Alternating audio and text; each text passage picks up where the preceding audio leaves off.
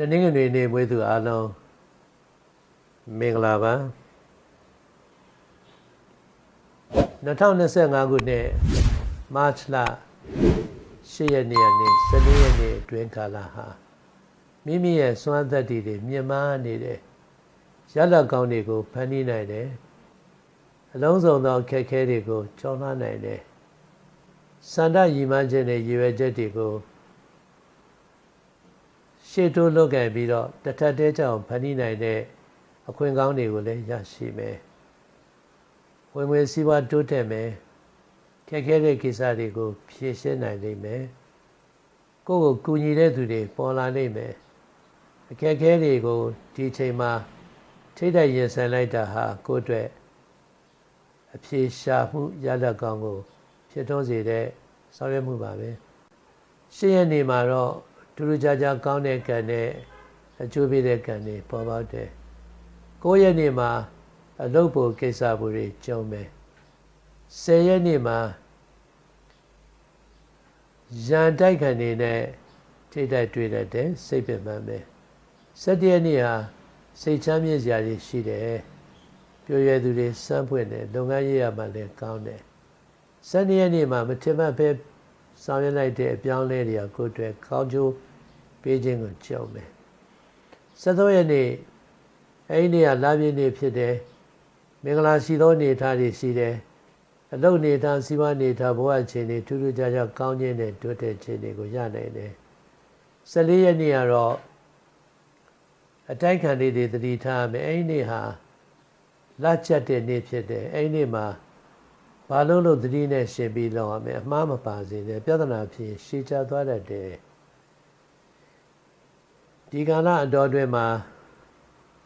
ဇာသပတိနေ့ဗုဒ္ဓနေ့ငါနေ့မွေးသူတွေကောင်းကျိုးပေးတယ်တနင်္လာနေ့သောကြာနေ့မွေးသူတွေကိုဒုက္ခပေးတတ်တယ်နံပါတ်3ငါခွန်ကနန်းနေ့ကျိုးပေးတယ်အပြာရောင်ပန်းရောင်နှုတ်နှစ်ရောင်တို့ကိုသုံးဆွဲပြီးလိုရှိရာကိစ္စတွေကိုဆောင်ရွက်နိုင်တယ်အထူးပြုအစီရင်ကတော့တပေါင်းလပြည့်နေ့13ရက်နေ့ March လရောင်အောင်မှာ6ပြည့်တစ်ချက်အဲ့ပေါ်မှာနှမ်းစီနဲ့စပကြီးသဲကြီးတို့ကိုတန်လိုက်နဲ့သွေးပြီးတော့အဲ့ရတဲ့စီလေးတွေကိုစုဆောင်းထားပြရတတ်ကောင်းတယ်ကောင်းလေးစီဖြစ်လုံးနေရတယ်အယောင်းဝယ်တွေပိုင်းစီလေးသုံးနေရင်ရောင်းမဝယ်ပန်းပွင့်တတ်တယ်အဲ့ဒီအစီရင်ကိုတပေါင်းလပြည့်နေ့ညမှာပြရပွင့်လန်းခြင်းအစီရင်ဖြစ်ကိုဖန်တီးနိုင်ပါလေဒီဆောင်ရွက်မှုလေးကိုလုပ်ကြရအကြံပေးတင်ပြလိုက်ပါတယ်ကျေးဇူးတင်ပါတယ်တနင်္လာနေ့မွေးသူအားလုံးမင်္ဂလာပါ2025 March 10ရက်ကနေ14ရက်နေ့တောအတွင်းမှာဖြစ်ပေါ်နေတဲ့ကံကြမ္မာခွင့်ရေးတွေကိုလက်တွေ့သုံးချပြီးပုံမြင့်တဲ့ဘဝစစ်တကူကိုကူပြောင်းတိုးတက်သွားနိုင်တယ်ငွေကြေးပုံမှန်နဲ့ပို့ပြီးဝင်လာလိမ့်မယ်စုဆောင်းမှုစိတ်မကူနဲ့ဝင်လာတဲ့ငွေကြေးအလုံးဟာပြန်ပြီးအသုံးပြုရမယ့်ငွေဖြစ်ကိုနှင်းများစွာပြောင်းလဲသွားလိမ့်မယ်ဘဝအခြေအနေတွေကနှင်းများစွာတိုးတက်မယ်အတတ်ပညာဘဝအခြေအနေနဲ့ကံနေတာအထုတလဲကောင်းစွာတိုးတက်ခြင်းနဲ့လိုလားချက်စန္ဒရည်မှန်းချက်တရားလုံးကိုရှေ့တိုးဆောင်ရွက်အောင်မြင်နိုင်တဲ့အနေအထားကောင်းတဲ့တိုးတက်မှုကောင်းတွေကိုကြုံတွေ့နေတဲ့နေ့ပါပဲကာလတွေပါပဲနေ့မှာရာရာဆင်ပြေမယ်တိုးတက်မယ်လိုရာပြည့်စုံမယ်9ရက်နေ့မှာအလုပ်အောင်မြင်မှုနဲ့ဘဝတိုးတက်မှုတွေရဲ့နှစ်သာရကိုကြုံတွေ့နိုင်တယ်10ရက်နေ့မှာရည်မှန်းချက်တွေကိုလက်တွေ့ကောက်ထည့်ပေါ်ပြီးတော့ဘဝရည်မှန်းချက်ရဲ့နှစ်သာရကိုရနိုင်တယ်ဒါပေမဲ့ရန်တိုက်ခံနေတဲ့ရှင်ပြီးတော့ရမယ်17ရက်နေ့စိတ်ချမ်းသာစရာတွေကြုံမယ်ကောင်းခြင်းခွင့်ရနှမျိုးကြုံမယ်ရတဲ့ရတိုက်တဲ့ရဘယ်ခွင့်တွေပြန်ရမယ်17ရက်နေ့မှာပြောင်းကြပြဖြစ်ပြီးမှအစဉ်ပြေမယ်အရာဝေးနဲ့ဆက်ဆက်ပြီးလှုပ်တဲ့လှုပ်တွေကြိုးပေးပြီးတော့တိုးတက်တဲ့ကံတွေကြုံမယ်73ရက်နေ့ကအရာရာဆင်ပြေခြင်းကံကောင်းခြင်းဘဝတိုးတက်ခြင်းရဲ့အနှစ်သာရရှိတယ်အဲ့ဒီလပြည့်နေ့နဲ့လည်းတိုက်ဆိုင်တယ်တပေါင်းလပြည့်နေ့ညအချိန်မှာလရောင်အောင်မှာကြောက်ပြတစ်ချက်ပေါ်မှာနှမ်းစီနဲ့စပကြီးသေးကြီးနဲ့တင်ပြီးတော့တန်လိုက်တုံးလေးနဲ့သွေးပြီးပြရတတ်ဖော်လို့ရတယ်ပြရစေးအဲ့စီလေးကိုသိမ့်ထားကောင်းမှလူနောက်ကိုရောင်းချင်ဝယ်ချင်တဲ့ကိစ္စတွေပွေရလာလေးတွေတုံးလေးပေးထူးထူးခြားခြားကောင်းတဲ့ဓာတ်တွေရှိတဲ့လက်တွေ့ဆောင်ရွက်ကြိုးပေးနိုင်တယ် 14ရက်နေ့တော့ရာရာသတိထားမယ်အဲ့ရက်ကလာကြက်တဲ့နေ့အဲ့ဒီမှာသွားလာစေတွေ့တဲ့လူကံပုဂ္ဂိုလ်တို့ကိုလှူဒန်းမှာအကြက်တဲဖြစ်နေတဲ့သူတွေကိုကူညီလိုက်ပါဒီကာလအတော်တွင်မှာတနင်္လာနေ့သောကြာနေ့စနေနေ့မွေးသူတွေကိုကောင်းကျိုးပေးတယ်တနင်္ဂနွေနေ့ဗုဒ္ဓနေ့မွေးသူတွေကကိုဒုက္ခပေးတတ်တယ်အပြာရောင်ပန်းရောင်နုနေရောင်တွေအကျိုးပေးတဲ့ရောင်ဖြစ်သုံးဆွဲနိုင်တယ်နံပါတ်4ခု9ကဏ္ဍတွေကိုအကျိုးပေးကဏ္ဍတွေဖြစ်သုံးဆောင်နိုင်ပါတယ်ကောင်းသောကံကြမ္မာနဲ့ကံခွင်လန်းဖွင့်စေရန်အတွက်ညာပခုံးရင်ဝင်းဆွပြီးလက်ခုပ်3ချက်တီးပြီးငါထွက်ကဒုကိစ္စတွေဆောင်ရွက်ခြင်းတပတ်အတွင်းဆောင်ရွက်လိုက်ပါစက်တိုက်လို့ပါထူးထူးခြားခြားကောင်းခြင်းတွေရလာပါလိမ့်မယ်ကျေးဇူးတင်ပါတယ်အင်္ဂါနေ့မွေးသူအားလုံးမင်္ဂလာပါ2025မတ်လ10ရက်ကနေ14ရက်နေ့တော်တွင်မှာပြိုင်ဆိုင်မှုအလုံးကိုကြော်လွှားပြီးတော့ဘဝတိုးတက်ခြင်းကံမြတ်မားခြင်းကိုရမယ်ခက်ခဲတဲ့ကိစ္စတွေအလုံးကိုကြော်ပြီးမိမိရည်မှန်းချက်နဲ့လိုလားချက်တွေကိုပြည့်မီအောင်လုပ်နိုင်တယ်အယူဆသဘာဝမတူတဲ့ကစားကိုယ့်ရဲ့ဆန္ဒရည်မှန်းချက်ကိုအဓိကအားထားပြီးတော့လုပ်ကိုင်ခြင်းဖြင့်ကောင်းသောတယ်လန်းပေါ်မယ်ခရီးကိစ္စဆင်ပြေမယ်အပြောင်းလဲနဲ့တိုးတက်မှုရှိမယ်ရပိုင်ခွင့်တွေလက်ဝဲပြန်လည်ရရှိခြင်းနဲ့ဘဝတိုးတက်ခြင်းကိုကြုံမယ်ဒီမှာအတိုက်ခံကြမှာတိုးတက်ခြင်းအောင်မြင်ခြင်းကိုကြုံမယ်9ရက်နေ့မှာအရာရာဆင်ပြေခြင်းကံကောင်းခြင်းကိုကြုံမယ်10ရက်နေ့မှာလုပ်ဖို့ကိစ္စဖို့တွေကြုံမယ်အတိုက်ခံကြတိုးတက်မယ်17ရက်နေ့မှာရန်အတိုက်ခံဖြစ်တတ်တဲ့ပြဿနာနှမျိုးတစ်ပြိုင်တည်းဖြေရှင်းနိုင်နိုင်မယ်12ရက်နေ့ကတော့ငွေကြေးကံလုပ်ငန်းကံဘဝကံထူးခြားစွာတိုးတက်တဲ့အနေအထားနဲ့အောင်မြင်မှုကိုကြုံမယ်13ရက်နေ့လပြည့်နေ့ဖြစ်တယ်အဲဒီနေ့ကထူးခြားသောမွန်မြတ်သောနေ့တစ်ခုဖြစ်သလိုစိတ်ချမ်းသာစရာလည်းကြုံမယ်ညအချိန်မှာလာရောက်အောက်မှာကြောက်ပြတစ်ချက်ပေါ်မှာစပကြီးသေးကြီးရဲ့နှမ်းစီရဲ့တန်လိုက်တို့ရဲ့သွေးပြီးတော့ပြရဆက်ဖော်မယ်အဲဒီအနှစ်လေးကိုလူနဲ့စောင်းလူလို့ရတယ်သုံးဆွဲညာရှိသလိုသုံးဆွဲစမ်းပွင့်ခြင်းရဲ့သဘာဝအပြေဝရမယ်14ရက်နေ့အထူးသတိရှိရမယ်နေ့အဲ့ဒီကလက်ချက်တဲ့နေ့ဖြစ်တယ်အဲ့ဒီနေ့မှာအချက်တဲမရှိအောင်ကွာရှောင်ကြရမယ်သူတစ်ပါးခက်ခဲရှိရင်လည်းကူညီရမယ်ဒီကာလအတော်တွင်မှာတနင်္ဂနွေနေ့သောကြာနေ့စနေနေ့မွေးသူတွေကောင်းကျိုးပေးပြီးတော့တနင်္လာနေ့ကြာသပတေးနေ့မွေးသူတွေဒုက္ခပေးတတ်တယ်နှစ်လေးကိုကဏ္ဍအကျိုးပေးတယ်အဖြူအစိမ်းမီကိုရောင်တို့ကိုသုံး၍အကျိုးရှိတဲ့ကံကြမ္မာနဲ့တိုးတက်တဲ့ကံခွင့်ရည်တွေကိုရရှိနိုင်ပါတယ်ကောင်းသောကံရရန်လို့ငါနေမှာရှိနေတဲ့စပ်ပြဘူးကိုအဟောင်းနေနောက်ပြီးတော့ရေခွက်အဟောင်းနေစွန့်ပစ်လိုက်ပါခုနှစ်မွေးသူအားလုံးမင်္ဂလာပါ2025ခုနှစ်မတ်10ရက်နေ့ကနေ14ရက်နေ့အတော်အတွင်းမှာအပြောင်းလဲတွေရှိတယ်ခရီးကံကောင်းတယ်လူမျိုးပဲအကျိုးပေးမယ်မိမိလိုလားချက်ရည်ရွယ်ချက်တွေအောင်မြင်အောင်ဆောင်ရွက်နိုင်တယ်ပစ္စည်းပြောက်တတ်တယ်အာမခန္ဓာတောင်းယူတာမလုပ်နဲ့ပေါ်လာတဲ့စိတ်ကူးတွေကိုလက်တွေ့သုံးချပါ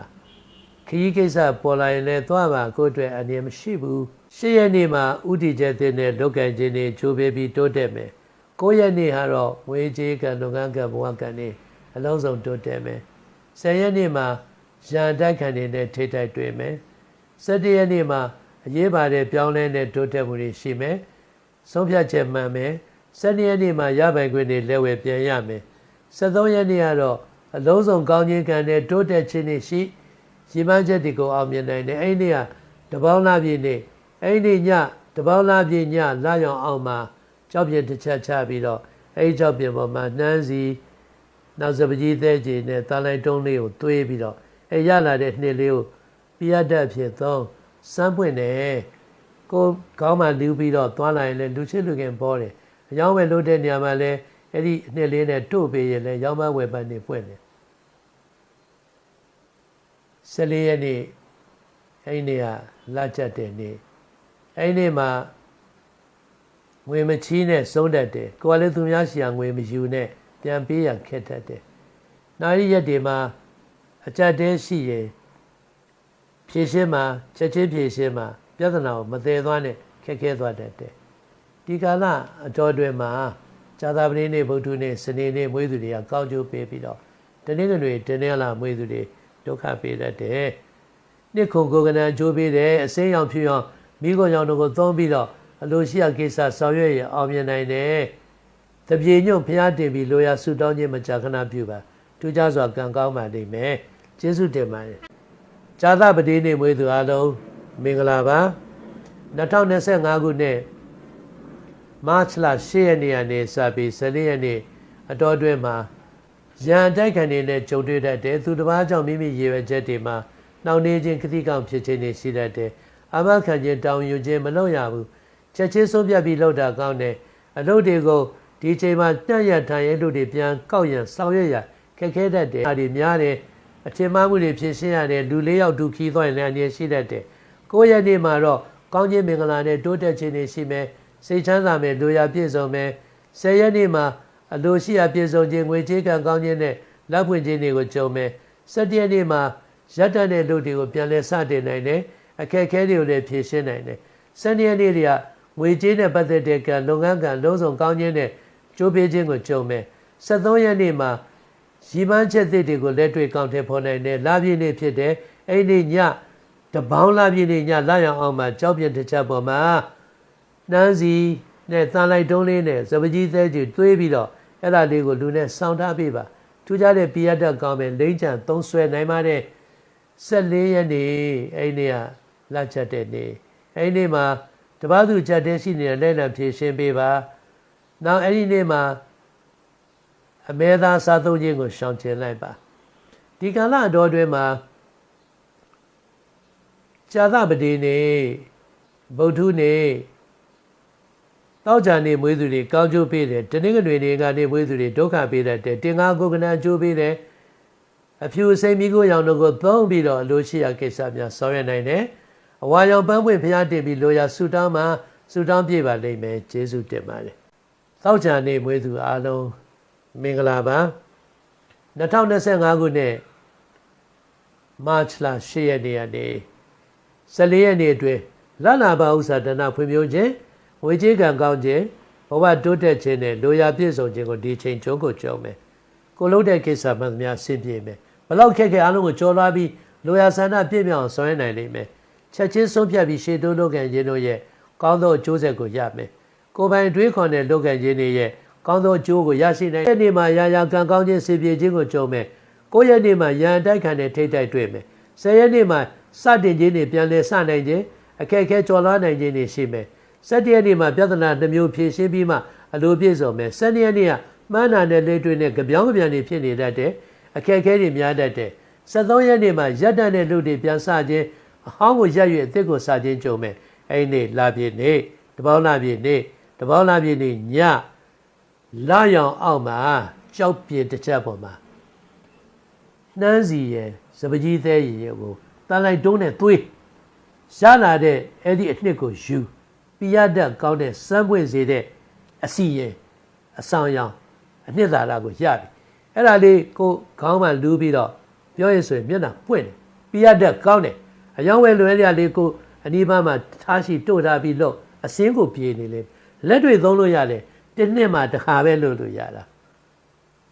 14ရက်နေ့သတိထားရမယ်အဲ့ဒီရက်ကအညံ့နေရှိတယ်အဲ့ဒီနေ့ကလက်ကျက်တဲ့နေ့ဖြစ်တယ်အဲ့ဒီနေ့မှာတပားသူခက်ခဲရှိနေတာကုညီပါသူတပားကိုအထောက်အကူပြုပေးလိုက်ပါဒီကာလအတော်တွေမှာတနင်္လာနေ့အင်္ဂါနေ့ဗုဒ္ဓနေ့မွေးသူတွေကောင်းကျိုးပေးပြီးတော့တနင်္ဂနွေမွေးတဲ့သူတွေနဲ့တောက်ကြမွေးသူတွေကိုဒုက္ခပေးတတ်တယ်ရှစ်ခွန်ကိုကနန်းတွေကျိုးပေးတယ်အနဲ့ရောင်ပြာရင်းရောင်မိခိုးရောင်နှက်ပြောင်တွေသုံးပေးပါထူးခြားခြားကံကောင်းလိမ့်မယ်ကောင်းခြင်းကံကြမ္မာနဲ့တိုးတက်ခြင်းတွေရဖို့အတွက်ကိုတော့နေမှာရှိနေတဲ့ဝါတူဝါရတောင်ဝါနဲ့ပြုလို့တဲ့ပစ္စည်းအောင်များဆွန့်ပစ်လိုက်ပါကျေးဇူးတင်ပါတယ်စနေနေ့မွေးသူအားလုံးမင်္ဂလာပါ2025ခုနှစ်မတ်လ10ရက်နေ့ကနေ14ရက်နေ့တော်တွင်မှာအပြောင်းလဲနဲ့တိုးတက်မှုရှိမယ်ရည်မှန်းချက်အောင်မြင်ခြင်းနဲ့ဘဝတလန်ကံပွင့်တဲ့အနေထားချုပ်မယ်ချက်ချင်းဆုံးဖြတ်ပြီးရှေ့တိုးလုပ်ကံခြင်းတို့ရဲ့ကောင်းသောကြိုးဆက်နဲ့တိုးတက်မှုတွေကိုရနိုင်တယ်။အပြောင်းရွှေ့ပြောင်းလေးတွေဖြစ်နိုင်တဲ့ဆက်ဆံရေးဝင်းကျင်တွေမှာလည်းအပြောင်းလဲသစ်တွေပေါ်လာမယ်။ပေါ်လာတဲ့စိတ်ကူးသစ်တွေကို 8 ရက်နေ့မှာလက်တွေ့ကောင်တယ်ပေါ်ပါ9 ရက်နေ့မှာရပိုင်ခွင့်တွေလက်ဝယ်ပြန်လဲတောင်းဆိုရယူနိုင်တယ်10 ရက်နေ့မှာအလုပ်ကိစ္စတွေအတွက်ပြောဆိုမှများအောင်မြင်မယ်17 ရက်နေ့မှာရှင်ပြိုင်မှုတွေအောင်မြင်မယ်ဘဝတိုးတက်မယ်12 ရက်နေ့မှာရန်တိုက်ခံနဲ့ရှင်ပြီးလောက်ရမယ်13 ရက်နေ့ထူးထူးခြားခြားကံကောင်းခြင်းအလိုပြည့်စုံခြင်းနဲ့ဘဝတိုးတက်ခြင်းတွေကိုဖန်တီးနိုင်တယ်14 ရက်နေ့အဲ့ဒီကလချက်တဲ့နေ့ဖြစ်တဲ့သွားလာနေတိုင်းထူးပြုပြီးကျူးဆက်ရမယ်ဒီကာလအတော်အတွင်းမှာတနင်္လာနေ့ငါနေ့ဗုဒ္ဓနေ့မွေးသူတွေကောင်းကျိုးပေးတယ်တနင်္ဂနွေစနေမွေးသူများကြောင့်စိတ်နှောက်ယှက်လေးတွေရှိတတ်တယ်တစ်ခုကိုကနန်ကျိုးပေးတယ်အဝါလိမ်မော်ရွှေရောင်တို့ကိုသုံးပြီးတော့လူရှိရကိစ္စဆောင်ရွက်နိုင်ပါတယ်ဒီကာလအတွင်းထူးပြုနှုတ်နိုင်တဲ့အကြောင်းအရာအစီရင်လေးကတော့73 ရက်နေ့ March အဲ့ဒီကတပေါင်းလပြည့်နေ့တပေါင်းလပြည့်နေ့ညအချိန်မှာလာရောင်အောင်မှာကြောက်ပြင်တစ်ချက်ထားပြီးတော့အဲ့ကြောက်ပြင်ပေါ်မှာနှမ်းစီရယ်စပကြီးသေးကြီးတင်ပြီးသံလိုက်နဲ့သွေးရလာတဲ့အနှစ်ကလေးကဒါပိယတက်ကိုထူးထူးခြားခြားကောင်းစေတဲ့အနှစ်သာရဖြစ်လာတယ်ကိုကောင်းမှလိမ့်ပြီးတော့သွားလိုက်လေလူချစ်လူခင်ပေါ့ပစ္စည်းတွေရောင်းဝယ်ခြင်းလည်းဒီအစီလေးတို့လိုက်အဲ့ပစ္စည်းရောင်းဝယ်ထွက်တယ်လက်တွေစမ်းသပ်နိုင်တဲ့ရှေးရိုးရာနှစ်သာရတစ်ခုဖြစ်ပါတယ်ကျေးဇူးတင်ပါတယ်